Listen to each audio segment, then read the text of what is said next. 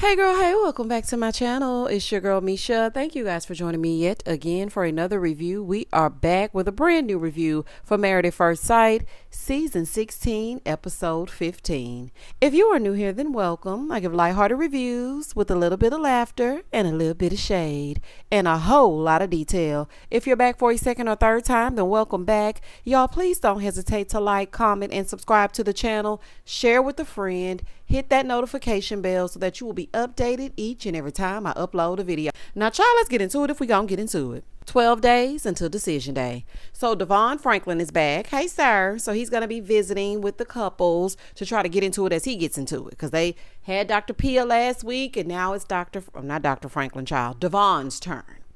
So he comes in, he's talking with Jasmine. So he's talking one-on-one with her and she's telling him about how she broke down with the ladies because she sweeps things under the rug. So he was like, if you sweep things under the emotional rug, they will never get handled. You don't say. I'm sorry. But sometimes these people just be saying the most common sense stuff, not the emotional rug. So anywho, he asked if she's expressed these things to Eris, the same things that she expressed to the ladies. And she's like, no, I feel like we're compatible and we have things in common and, we could work. Jasmine, where did you get that from? What about Eris showed you that y'all had something in common? It wasn't the orgies, was it? Because, to me, I don't see the two of you having anything in common besides your skin color. What exactly do you have in common? So he tells her that her task is not to try to figure out if he likes her or not, or if he's on the same page. Her task is to tell him exactly what she wants and to verbalize it to him. So he wants to know what she wants from the marriage. What do you want the marriage to look like? Child, an actual marriage and not a prison sentence? Because that is exactly what's going on. I feel like I'm doing time.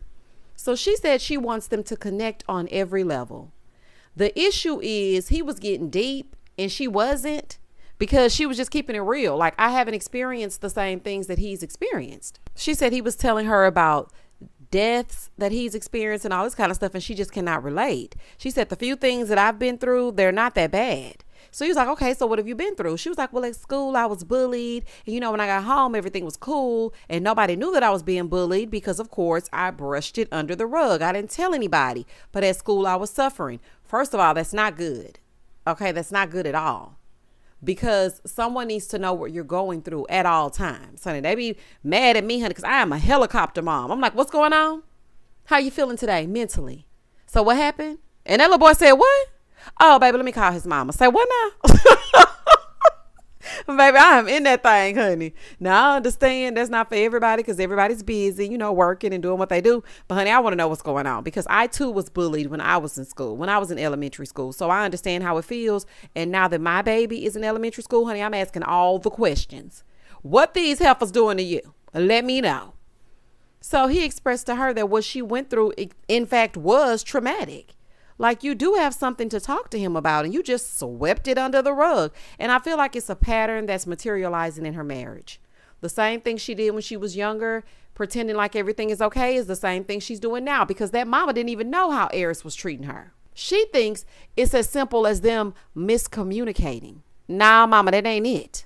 Okay? You trying to pressure them to have sex and he don't even want to look at her. So Jasmine is doing the exact same thing. So Devon wants to know why she hasn't talked to Eris about where they are. And she was like, I'm just afraid of his answer. So she fears that he's going to further reject her. Jasmine, just tell him, girl. Sometimes you have to just lay it all out there. Chris and Nicole.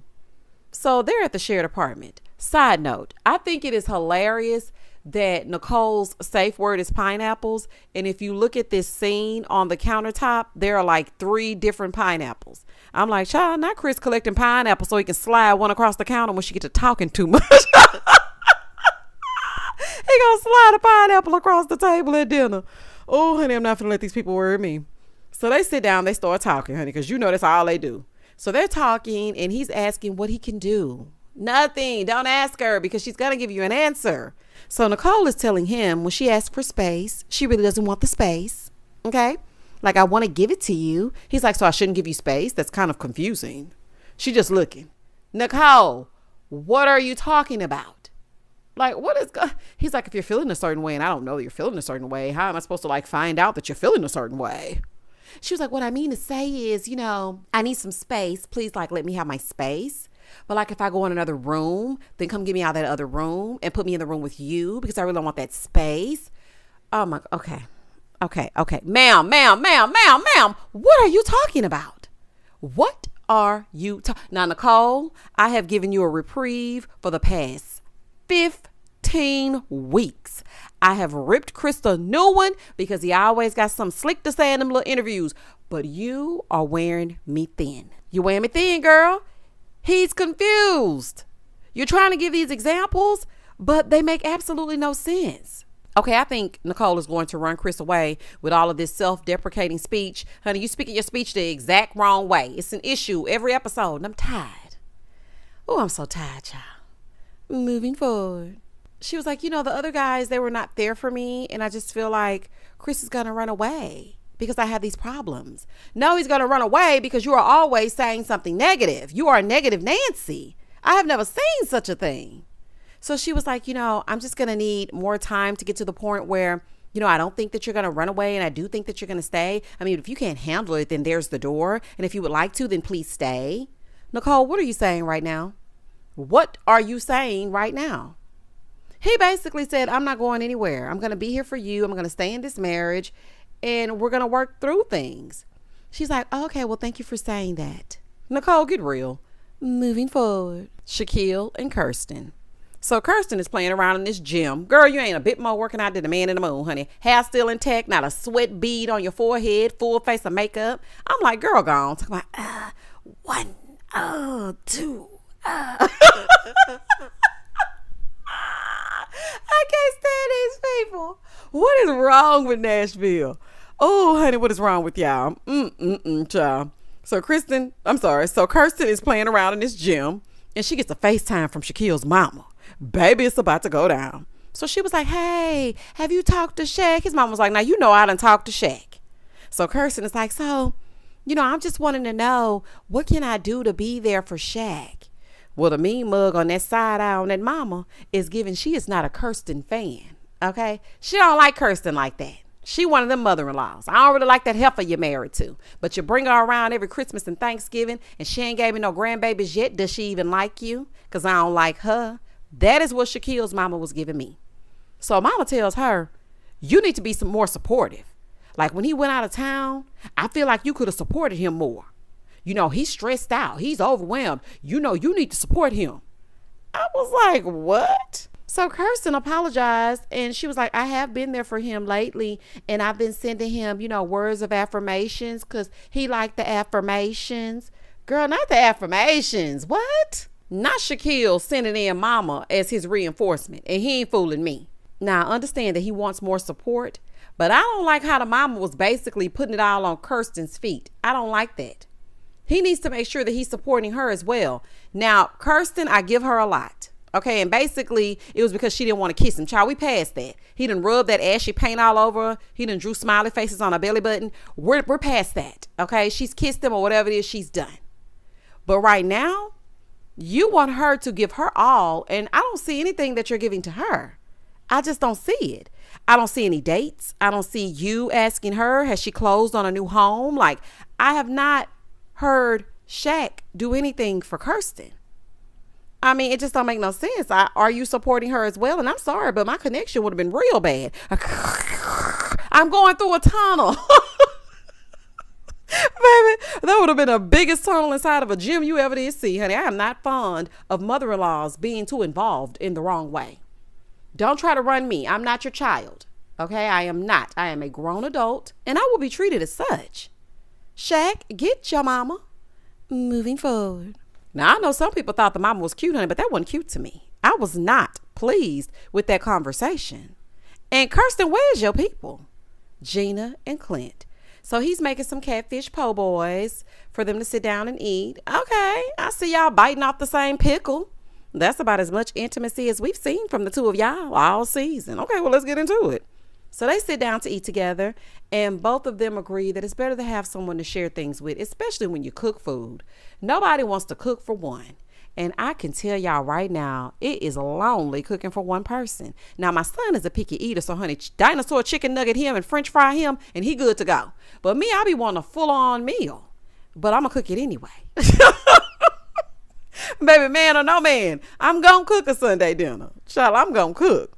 So anywho, they both agreed that it's better together. And I think Gina may be coming around a little bit. I saw a little bit. Now, not much. Okay, let's not get crazy. But I saw a little glimpse. A little glimmer of hope. Clint is a nice guy, Gina. Okay, come on now. Eris and Jasmine. So Devon is there talking to Eris, honey. He comes in talking about, I heard so many good things about you. The lies. You ain't heard nothing good about Airhead. What have you heard good about Eris? Oh, Devon, now, I thought you were a man of the cloth. Okay, you starting out lying. Okay, you got a lying problem. He comes in, he sits down, he's talking to Eris. He's asking about what's going on with Jasmine. He's telling him that she's calm, she's a safe haven, she's a go-getter, she has 15,000 jobs. Sir, you don't like Jasmine, therefore, you don't give a damn.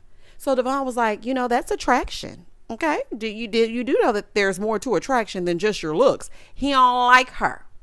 So Devon asked him if he wants more attraction. Do you want to be attracted to her? He was like, yeah, but I mean, it's hard for people to change.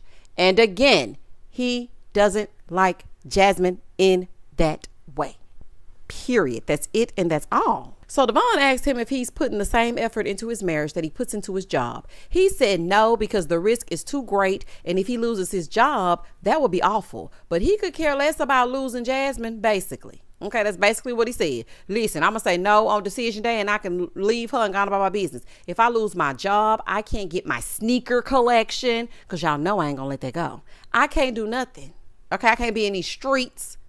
So, yeah, I'm going to need to keep my job. So he asked, what could Jasmine do more of? He said, like a deeper connection. Just like talk to me. Like, we got an assignment and I'm like going so deep and she ain't giving nothing.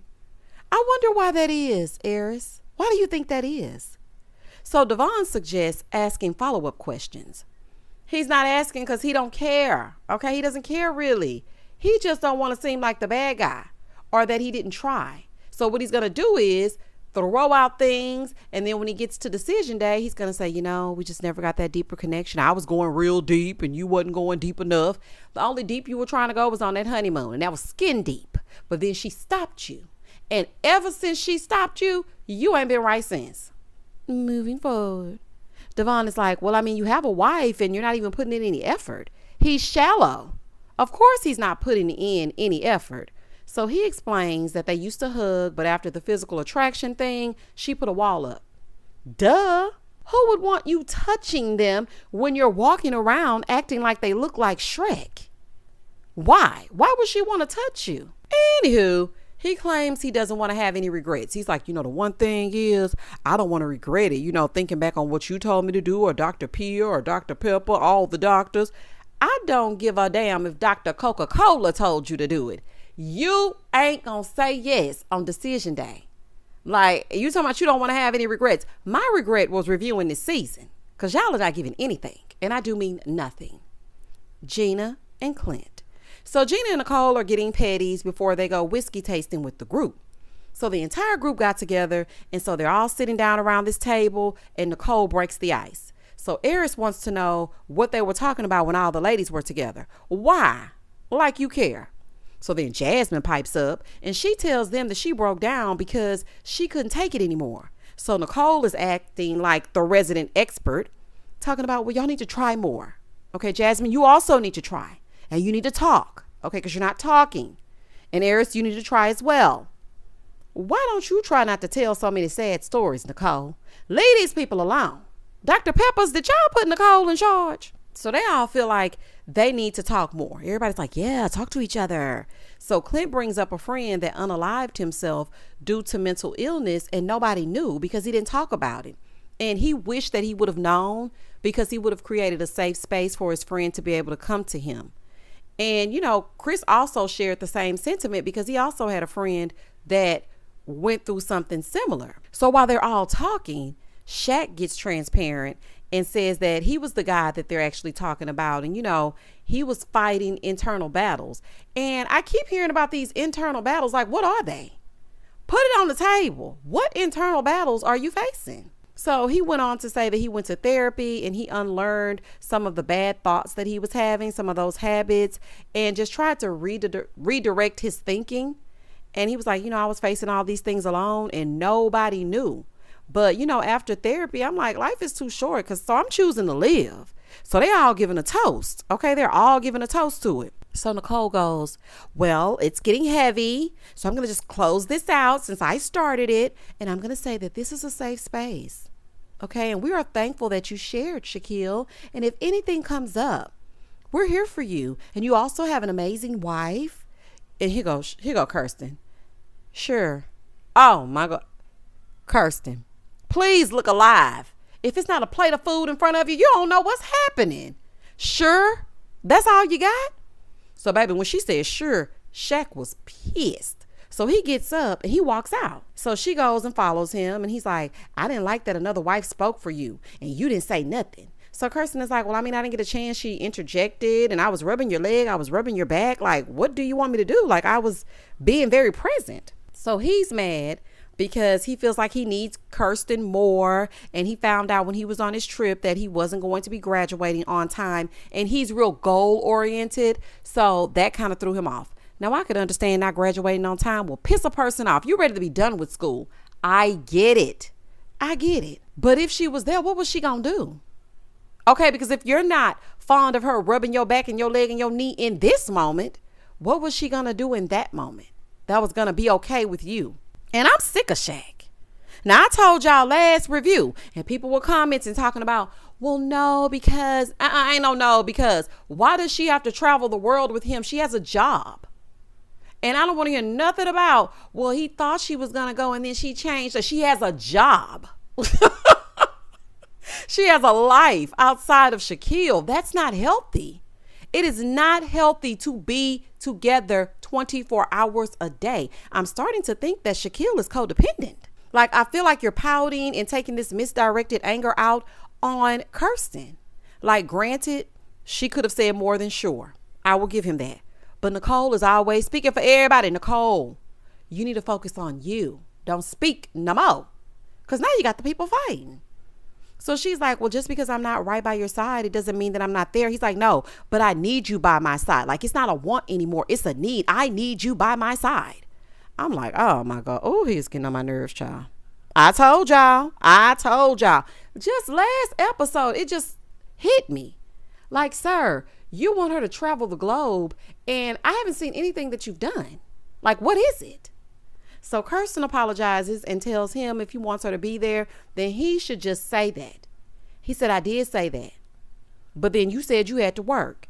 My question is, will she have to travel with you 24/7? So she tells him that she wants him to know that she's going to be there for him. So she asks him for a hug and a kiss and they walk on back inside. When they get back to the table, here go Clint. Welcome back to the group. Clint, be quiet. Sir, hush. So when they get back to the table, she explains to the group that they're having miscommunication issues about his work trips, and she just wants him to state it plain. You want me to go with you, then just say you want me to go with you. But now that she knows what he needs, she's going to make sure that she is at every one. Me personally, I don't feel like that's realistic. Now, y'all might debate me down in the comment section, but I do not feel like that is realistic. Realistically, when she starts to have children, which I don't think these two gonna last past decision day, but anywho, when she starts to have children and things start to happen, she's not gonna be able to pick up and go and be by your side. Like, what are you even saying? She's like, I just need him to be more assertive, because Gina was like, well, what do you need? And I think Gina was asking her, what does Kirsten need? We know what Shaq needs, but what do you need? But Kirsten, honey, it just went right over her head. She was like, I need him to be more assertive. Like, just tell me. Girl. So here go Eris. He gonna say, well, what if he was like, pack your ish, you going? It's the ignorance for me. She was like, well, that's very direct. And I told him I need a direct statement. He said, well, then say that next time. This dimwit is really something else. This jerk here, child. So they switch gears to what Kirsten said about Shaquille being assertive. And Jasmine is like, well, basically she was saying if you light a candle, get the foreplay popping, then, she giving up the goods. Okay, that's what she said. So Kirsten over there looking all crazy. So then Shaquille looks at her and he said, I'm not assertive. I didn't assert myself. She was like, be assertive. Be aggressive. Be aggressive. Be. Oh, Tyler was giving bring it on. So anywho, she looking. So then Eris goes, well, I asked Shaquille, where were y'all as far as like what base y'all were on? So let me ask you the same thing. And she was like, oh, we're like at second, going into third, trying to get to home. So Shaquille looking at her like, oh, really? Somehow they were able to pull it out of him. And he gonna sit up talking about Kirsten and I consummated our marriage. I said, say what now? I'm sorry, y'all. It didn't give me nothing, honey. I was cringing a little bit. Everybody was like, oh, yes, I know that's right. Honey, everybody was so excited, up clapping, standing ovations. Jasmine was looking a little crazy. Y'all go back and watch that scene. Jasmine was looking like, say what now? Not y'all done consummated. Okay. So everybody was looking kind of funny. Eris was losing his damn mind, honey. Easy there, killer. Okay? It wasn't you. It was Shaquille. I'm like, not you living vicariously through Shaquille, honey, standing all up, clapping and standing on tables and whatnot. So in the confessional, this was so funny to me. Clint said, oh, they went to Pound Town. Gina said, well, I wasn't going to say that. I wasn't going to say Pound Town. He said, why? It's country. Bring it on down to Pound Town. Somebody get Clint off my screen. Clint, I'm not about to play with you, honey. I know that's right, honey. Bring it on down to Pound Town, honey. We've been going to Pound Town since season 12. I know that's real. So they get back inside. Shaquille is like, yeah, we wanted to keep it to ourselves as long as we could. Jasmine said as long as we could. Oh, so it's been happening. Oh, girl, it must have happened after that paint party. So they all get up and they start line dancing. So they boot scoot boogieing all up and down the floor. Clint is hitting them with the Tootsie Roll. The butterfly, uh-oh, that's old. Let me see that Tootsie Roll. Baby, Clint was cutting a rug. Do you hear me? One thing I love is a man that know how to have a good time. Baby, Clint, you all right with me. You all right with me. When you in Houston, hit me up so we can go out and have a good time. Okay, Clint know how to have a good time. I love a man that does not take himself too seriously. And baby, Clint was giving it all he got. Do you hear me? So Eris is the only one not dancing with his wife. Now everybody else have, they've paired off and they're dancing. Eris up there jigging on the floor in front of the dance instructor or whatever. So Jasmine gets pissed. So she storms out. She's like, I'm sick of him. Everybody's dancing with their wives and you over there dancing with the instructor. Clearly you don't want to dance with me. So he comes out with this lame excuse. He was like, yeah, I was the worst dancer. She's not even somebody I would normally go for. She's not even my type. But with the way our relationship is, I understand why you're mad. Like, I'm not diminishing your feelings. I just thought she was trying to help me with my dance moves. Sir, you can sell that to somebody who's buying it. You were freestyling with that woman. She wasn't teaching you nothing. Jasmine is the only wife getting nothing out of this experience. Nothing. Like, I just don't understand it. I really don't. Moving forward. So they end up leaving. They show us a little nighttime cam and he is now sleeping on the couch. I'm like, as he should. So the experts are finally visiting again. So Dr. Pepper visits Jasmine and Eris first. So she asks what they've been through in the last 24 hours. Girl, you already know what they've been through. So Jasmine explains that something went on with the line instructor, and when they were dancing, he was dancing with the woman instead of dancing with her. He's like, yeah, she stormed out and I didn't think it was warranted. It wasn't happening to you, because I guarantee you if there was a male instructor and Jasmine was making you feel like you weren't attractive and she was dancing with that man instead of you, and you saw all of the other husbands getting attention that you crave, you would feel differently. So I don't want to hear it. So Dr. Pepper is like, so what do y'all want to do? Is there any possibility for this to continue? Because what's going on? Do y'all want to call it quits?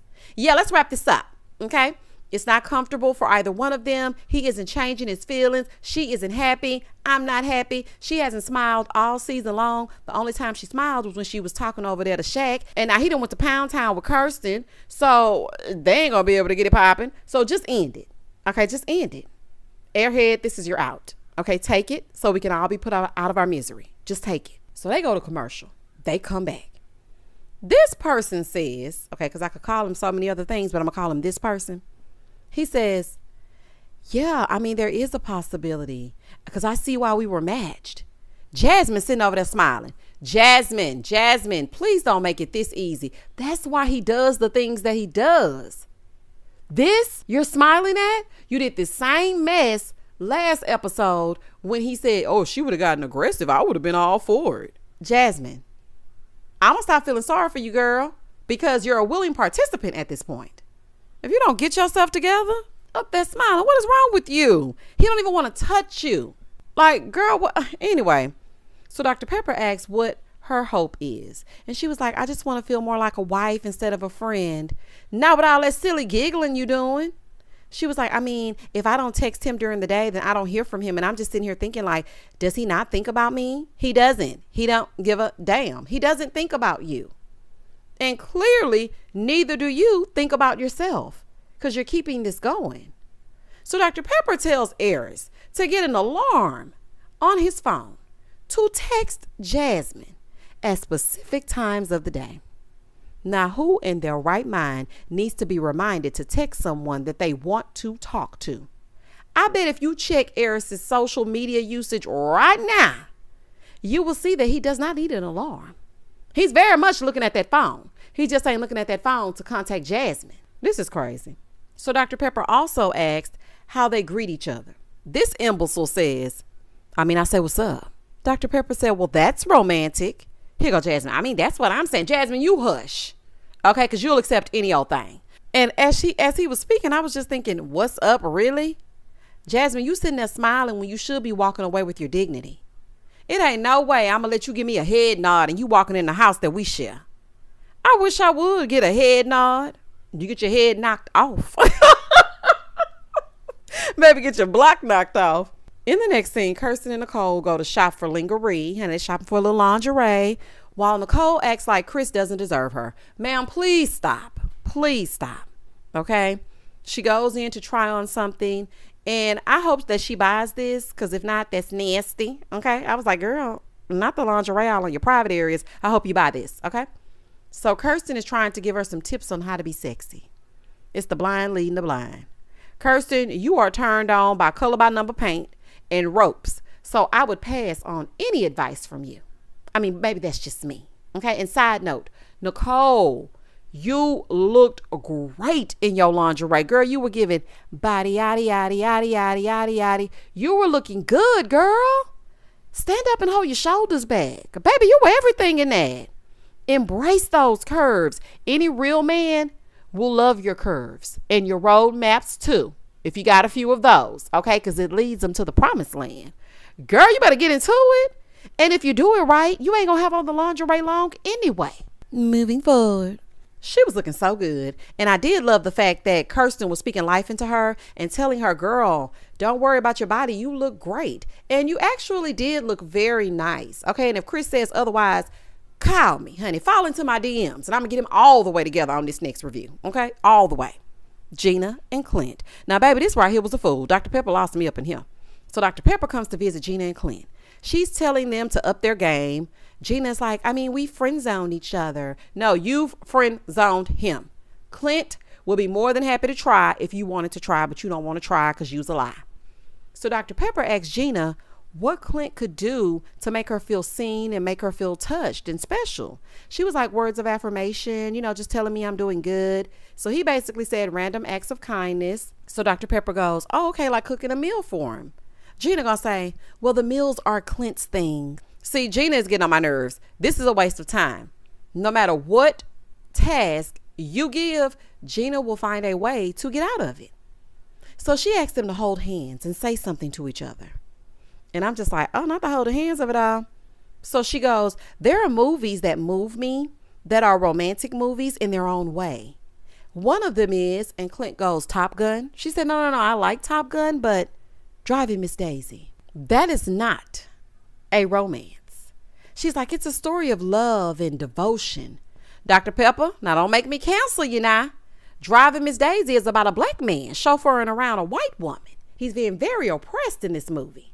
This is one of the most problematic seasons with so many undertones that I've ever seen. Okay, first we had that inappropriate bus tour. with those jokes they were telling. And we all know what the jokes were when the cameras went down. Then we had all the black couples on a double date. I don't know what that was. I guess it was just trying to do the wife swap and whatnot. But why couldn't they be involved in the wife swap of it all? Now we got her over here talking about, I think you should watch Driving Miss Daisy. Dr. Peppers, don't make me call Elijah Wan Isaac and his neck tattoo. You know he don't play.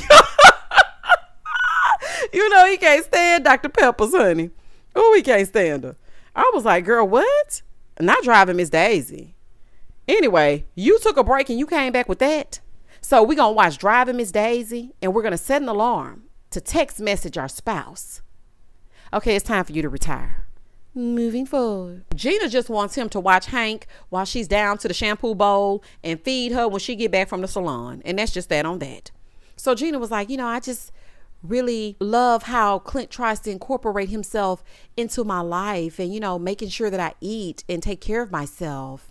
Like I said, she just wants you to watch Hank while she's down to the shampoo bowl and feed her when she get back from that salon. Shaquille and Kirsten. So they're meeting with Devon. And he tells them, he heard about last night and he wants to know if they've come to a conclusion. And she was like, yeah, it was just a miscommunication. So Devon asked Shaquille, do you feel like she supports you? And he said no. And he asked her, do you feel like you support him? And she said yes. So he tells them that support is an issue that's a marriage deal breaker. And he wants Shaquille to explain what support means to him. So he goes back to her seeing him at work in his element. He wants her right by his side. Oh my God. She didn't go. Let it go. Let it go. It was one time. She said it won't happen again. She feels like she does support him. She went to Jackson when she could have been on the honeymoon. And she was asking about his papers and if he's written them and what he's done. And she feels like whatever she does is just not enough. He's like, yeah, but that was when we first got married. That was like in the first week. Devon said, hold on. Okay. You are diminishing her support. And if you do that, you may not get what you need. Shaquille is spoiled. I can tell by that mama. Shaquille has been spoiled and coddled all of his life. This ain't that. Okay. This ain't that. Is she not supposed to work a job? I get you wanting her to see you at work, but you are dragging this out. And you told her that you were upset about it, and she said that she would correct it. I'm so over these couples. Shaquille is very high maintenance, and no matter what he says, I think you just want her there so you can show up with a wife. You want to prove to them that you have a wife. And she better be in attendance because you have this checklist. Like you said, you're very goal oriented. You have this checklist and there are certain things you want to achieve by a certain age, which is why you signed up for Married at First Sight. Kirsten is a check mark. You have to show up at these events so that you can be beside me because now I have a wife. I need you. It's not a want. I need you there. Shaquille, you got something to you. Okay, you got something to you. I'm not too fond of Kirsten, but I'm starting not to be too fond of you either because you is getting on my nerves. My central nervous system. Moving forward. So they done sent Pastor Calvin and his glasses down to meet with Nicole and Chris. I hope he can keep them on, child. So Nicole is like, yeah, there's a part of me that thinks that he didn't pick me. Like I'm just sitting here thinking like he did not pick me. Well, you need to remove that little part that's thinking that, Nicole. Stop it. So Pastor Cal is like, girl, stop. He did pick you. He gave us a list of qualities, and the qualities that he listed, they were you. So we brought you to him. Nicole needs constant reassurance. It's exhausting. Nicole, maybe you should have been with Shaquille because you would have been at every single event, honey. He wouldn't have been able to breathe because you would have been right there. So he got all the validation that he needs, and he can look at you and tell you that you are the moon and the stars above. So you got all the validation that you need, and y'all can validate the hell out of each other and cancel each other out. Y'all are getting on my nerves. Y'all are getting on my nerves. This has been 15 weeks of the same argument without any resolve from every single couple. Clint and Gina don't like each other. I don't like gingery features. I want a physically fit woman. We have not gotten past it. I don't know if he likes me. I do like you. Oh my God, I don't know if I'm going to like her. Nicole and Chris, y'all are too much. It's all trauma all the damn time. Jasmine is hanging on by the hair of her chinny chin, and Eris don't like it. And he has explained to us several different ways how he doesn't like it. And we have to hear it every single episode. We got it. We get it. We comprehend. We comprende. We got it. I don't know how many other languages I need to say it in. I know it. You're just not that into Jasmine. We got it. Kirsten and Shaq, we are still going around the mulberry bush about her not supporting you. I'm sick of it. I'm just sick of it, honey. I'm just sick of it, child. I just don't know what else to say. So Pastor Cal tells her that she has a devil and an angel on her shoulder and she's self-sabotaging. Yes, she's giving very much self-saboteur. So Chris was like, well, what can I do to help? Like, what can I do? So Nicole was like, well, I mean, I appreciate everything you're doing now. Girl, you keep saying that, but clearly you need him to do something extra so we can stop it already. So what do you need from him? Be honest. Stop trying to be perfect Patty and act like I'm not problematic. You're doing great. Just tell him what you need for real. So she was like, I just fear that it's one-sided and he's always helping me. So he gives the example of the honeymoon when he was falling out about his dogs. And now the attention needs to go on her. So it's been a shift. I hope that he isn't feeling indebted to her because of these dogs. Okay, because that's what it seems like to me. Nicole, please get it together, honey. Pastor Cal asked them if they loved each other. Basically, he asked Chris. He looked at Chris and he said, do you love her? He said, you want the truth? I do love her. Pastor Cal, why would you ask that? They don't love each other yet. Y'all stop that. I know y'all want them to love each other right now in this moment, but that's not real love. It's not real. And so she's like, why didn't you tell me? He was like, I don't know. I mean, I just didn't say anything. You know why he didn't tell you? Because then you would have said, well, what kind of love? Did the experts tell you to say that you loved me? Did you meet with Dr. Pepper, you little sneaky? Did you? So you do love me. Because I had a guy that once told me he loved me, but then he took the L off, and so he just oved me. I was so sad. And then Chris gonna get I had a girl that just oved me too, took the L right away. What the hell are y'all talking about? Well, what do you love about me? Is it my hair? I shouldn't have worn my hair this way. I didn't wash it this morning. Don't look at it. You're looking at it. Don't look at it. I'm sick of it.